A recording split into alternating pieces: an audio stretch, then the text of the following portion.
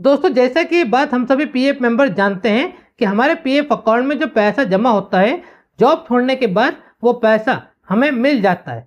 लेकिन यहाँ पर सबसे बड़ा सवाल यह आता है कि जॉब छोड़ने के बाद पीएफ का पूरा पैसा कैसे निकलेगा, कौन निकालेगा, कि कंपनी खुद वो पैसा हमें दे देगी।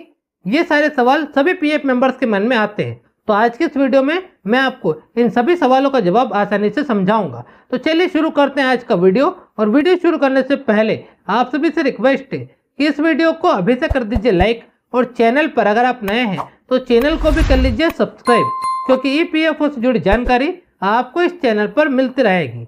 दोस्तों सबसे जरूरी बात जो हर एक पीएफ मेंबर्स को समझनी चाहिए वो ये है कि आपके जॉब छोड़ने के बाद आपके पीएफ के पैसे को कोई भी निकाल कर आपके हाथ में नहीं देगा।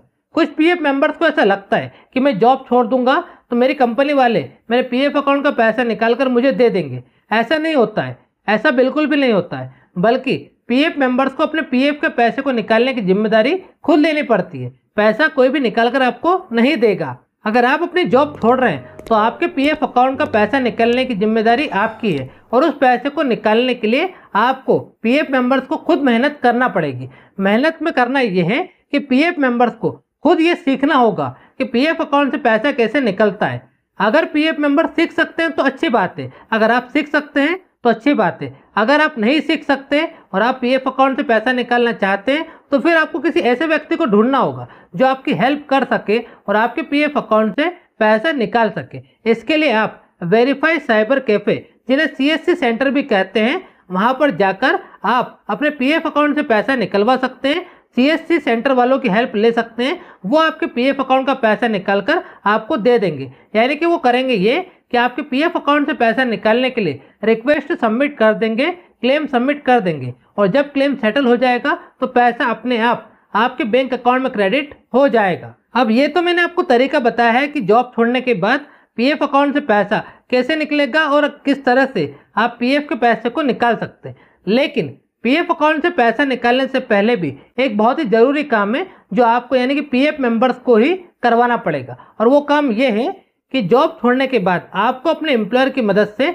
अपने पीएफ अकाउंट की केवाईसी करवानी होगी। यानी कि आपके पीएफ अकाउंट में आधार कार्ड, पैन कार्ड और बैंक अकाउंट, इन तीनों डॉक्यूमेंट को अपने एम्प्लॉयर की मदद से अपने पीएफ अकाउंट में लिंक करवाना पड़ेगा। उसके बाद दूसरा काम ये होगा कि आपको अपने पीएफ अकाउंट में अपने एम्प्लॉयर की ही मदद से डेट ऑफ एग्जिट को भी अपडेट करवाना पड़ेगा। हालांकि ये दोनों काम यानी कि पीएफ अकाउंट की केवाईसी और पीएफ अकाउंट में डेट ऑफ एग्जिट का अपडेट होना, ये दोनों काम एम्प्लॉय यानी पीएफ मेंबर्स खुद भी कर सकते हैं। लेकिन अगर पॉसिबल हो सके तो आप अपने एम्प्लॉयर से ही यानी कि कंपनी वालों से ही कहकर अपने पीएफ अकाउंट की केवाईसी करवाएं और पीएफ अकाउंट में डेट ऑफ एग्जिट को अपडेट करवाएं। जब आपके पीएफ अकाउंट की केवाईसी हो जाएगी तभी आप पीएफ अकाउंट से पैसा निकाल पाएंगे, और जब आपके पीएफ अकाउंट में डेट ऑफ एग्जिट अपडेट हो जाएगी तभी आप अपने पीएफ अकाउंट का पूरा पैसा निकालने के लिए पीएफ क्लेम सबमिट कर पाएंगे।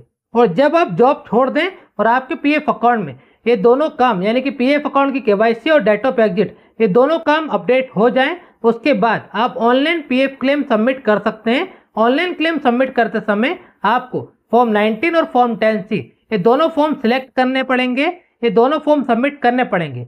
जब ये क्लेम आपका सेटल हो जाएगा तो क्लेम सेटल होने के बाद आपको आपके पीएफ अकाउंट का पूरा पैसा मिल जाएगा, यानी कि पीएफ अकाउंट का पूरा पैसा आपके बैंक अकाउंट में आ जाएगा। और इस तरह से जॉब छोड़ने के बाद आप अपने पीएफ अकाउंट का पूरा पैसा निकलवा सकते हैं। तो दोस्तों इस वीडियो को देखने के बाद आपको साफ साफ समझ में आ चुका होगा कि जॉब छोड़ने के बाद पीएफ का पैसा कैसे निकलता है, कौन निकाल कर देता है, और कंपनी वाले पीएफ का पैसा निकालते हैं या नहीं। ये सारी चीजें आपको इस वीडियो में समझ में आ चुकी होगी। ये वीडियो अगर आपको पसंद आया हो तो लाइक जरूर करें, और चैनल पर अगर आप नए हैं तो चैनल को भी सब्सक्राइब जरूर कर लें, क्योंकि ईपीएफओ से जुड़ी जानकारी आपको इस चैनल पर मिलती रहेगी।